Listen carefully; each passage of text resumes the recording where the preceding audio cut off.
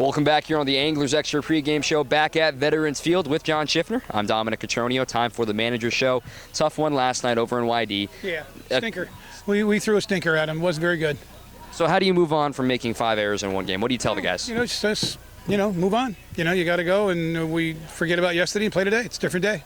Beauty of baseball kind of thing where there's another one every day, and do you keep that in the back of your mind when you see that kind of stuff happen? Oh, sure, and you tell them that, and they know that. These guys have been playing baseball a long time. They know that, and they know they didn't play.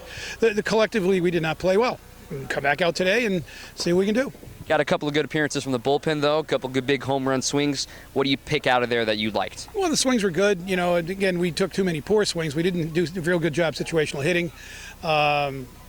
We just did not play a very good baseball game. The home run's great, good job, but we should have played better defense. We should have got more situational things happening. We let things get away from us, and that's what happens. And they're a good team.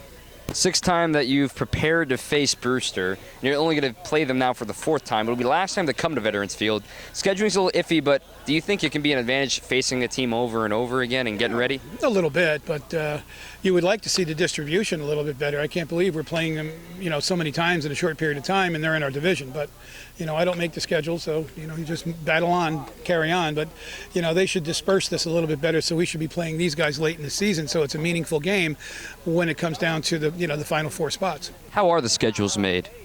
Couldn't tell you. Yeah. I couldn't tell you. Well, let's go to the guy pitching tonight, TJ Zoik. This is his last start here with the Anglers. Granted, he is on an innings limit. How far can you take him tonight? Well, 5-6 innings, and that'll be it. I mean, that's what we're taking all of our starters. It doesn't really matter, but that'll be it. And I think that suits, the request made by the Pittsburgh staff. And, he's approaching or maybe a little over 100 innings. So, that seems to be the magic number now in college baseball. So who are we to break tradition? If somebody says it doesn't matter, go ahead and throw him, fine. But I think it was good. There's a lot of positives that come out of that. It's positive that he's pitched very well for us. It's positive for him to get the exposure in the Cape Cod League and his college program in the Cape Cod League. And that's just going to bring more and more Pitt players to the Cape League.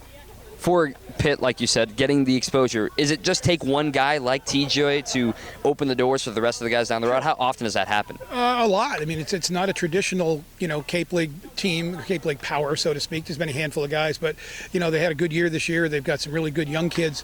So, the coaching staff's going to start promoting those kids more. And when they say, oh, wait a minute, the pitcher, Zoik, he played at Chatham. Yeah, they're pretty good, And Millersville, you're going to take a look at Millersville. When a Millersville coach calls up, say, I got a pitcher, you're going to, well, really, well, let's talk. And I think that's what the Cape League's all about. I drone on it too much. It's the league of opportunities. The part of the Cape League is the 4th of July celebration. The town is already starting to fill up in preparation for Saturday's holiday. What's it like being here for so long and just seeing it kind of like clockwork? Every year the tourist lines up on Main Street. Oh, yeah, and then you could set your watch by some people. They're going to come in the next 36 hours, and that is their yearly vacation, and they're in either tonight or last night, and they're ready to go, and it's 4th of July, and it's a great atmosphere. The parade. Hopefully the weather will be good. It'll be a night. It won't be raining, I hope. It won't be foggy, and it won't be blistering, smoking, unbelievably hot. So it's a good, comfortable walk for everybody, and that'll be ideal because the crowds are fantastic.